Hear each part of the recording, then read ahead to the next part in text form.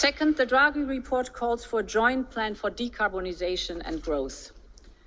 Let me address those who still think that we should stick to dirty Russian fossil fuels.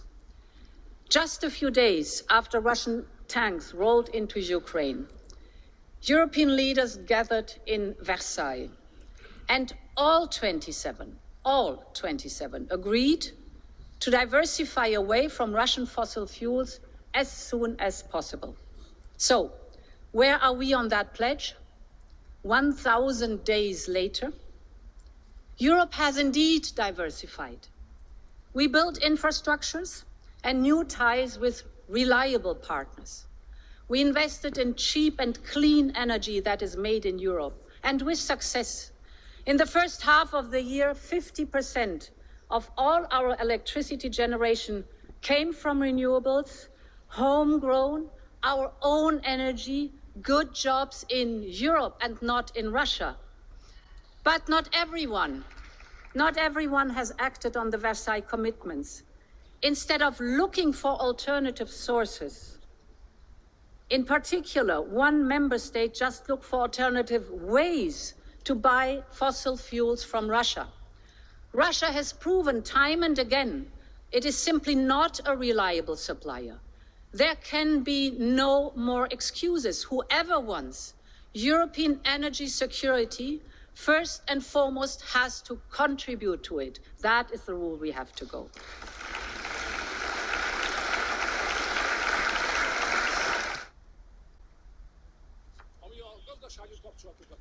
And on economic relations, Hungary trades in a transparent manner. But what about your countries? You can see there are many countries from where you have come,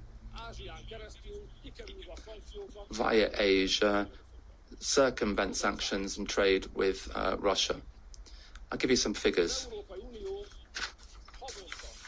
Every month, the European Union exports $1 billion more to certain Central Asian countries than before the Russia-Ukraine war. And why? Because this is how the sanctions are circumvented. German, French, Spanish companies are avoiding sanctions by doing this.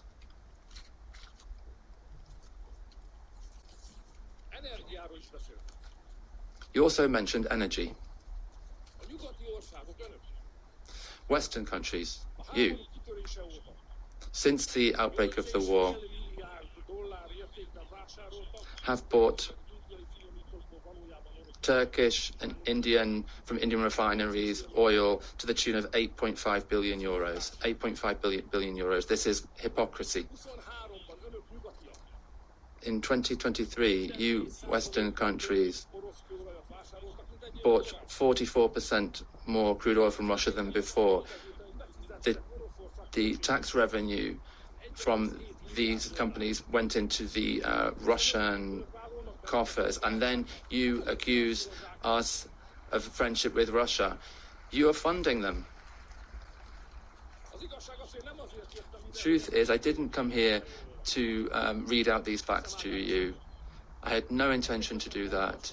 I came here to present the program of the Hungarian presidency, and I would have liked to have said that there are problems. I would have liked to have said to the group leaders that there is competitiveness problems, migration is a problem, we need to change, and the Hungarian presidency has some ideas, and we'd like the Parliament to support us in that. That's why I came here today. But then you have decided to turn it into a party political clash, and I think that's very unfortunate.